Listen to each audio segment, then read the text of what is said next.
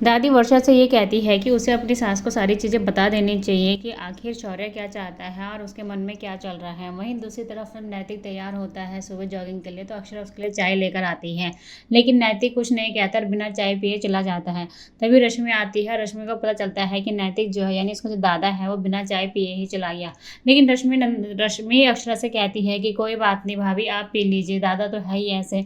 उसके बाद नैतिक जो होता है वो मोहित को सारी सच्चाई बताता है कि आखिर अक्षरा ने माँ को बता दिया है कि जो अंगूठी उनके लिए लाई गई थी वो उन्हें पसंद नहीं आए, जिसके बदले हमने सगाई वाली अंगूठी जो है उसके बदले हमने दूसरी अंगूठी ले ली। लेकिन मोहित जो होता है वो नैतिक को समझाता है और बातों बातों में फिर उसे एहसास होता है नैतिक को कि अक्षरा ने जो भी किया है सही किया है। आखिर उसने सच ही तो बोला था, इसमें क्या गलत किया। कल को अगर और भी कोई बातें होंगी तो अक्षरा जो है वो सच ही बोलेगी। वहीं दूसरी तरफ जो राशि होती है वर्षा का हाथ पकड़ के कमरे में लाती है और उसको अक्षरा और जो शौर्य के कपड़े और खिलौने होते हैं बचपन के, वो दिखाने लग जाती है। वर्षा पहले तो कुछ नहीं कहती है, काफ़ी चुप रहती है, लेकिन जब राशि एक एक करके सारे कपड़े और खिलौने दिखाती है तो उसके बाद जाके वर्षा जो है वो राशि को बता देती है कि शौर्य अभी बच्चा नहीं चाहते हैं। ये सुन के राशि को धक्का सा लगता है। वहीं दूसरी तरफ अक्षरा जो होती है वो अपनी सास के कमरे में आती है और उनसे कहती है कि मैं आपकी मदद कर देती हूँ। लेकिन जो गायत्री होती है वो काफ़ी सारी साड़ियाँ कमरे में निकालती है और कहती है कि अब तो तुम्हें मेरी पसंद जो है वो पसंद नहीं आएगी, क्योंकि ये सारी जो साड़ियाँ हैं वो मैं तुम्हारे लिए लेकर आई थी।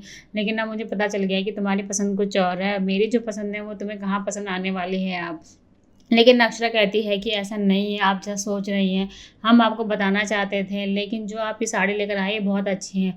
लेकिन उसके बाद गायत्री जो होती है वो ये कहती है कि मैं तुम दोनों से किसी बात से लेकर नाराज़ नहीं हूँ, लेकिन जो ये लेटर नैतिक का आया है उसको जॉब नहीं मिली है, शादी से पहले आ गया था लेकिन शादी का टाइम उसको बताना सही नहीं समझा।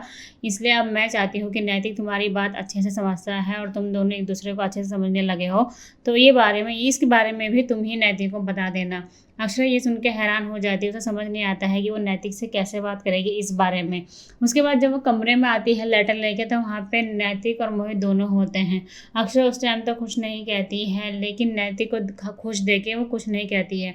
उसके बाद वो सोचती है कि जब मोहित चला जाएगा, वो अकेले होंगे दोनों, तब जाके वह नैतिक को सारी सच्चाई बता देगी कि उसको नौकरी नहीं मिली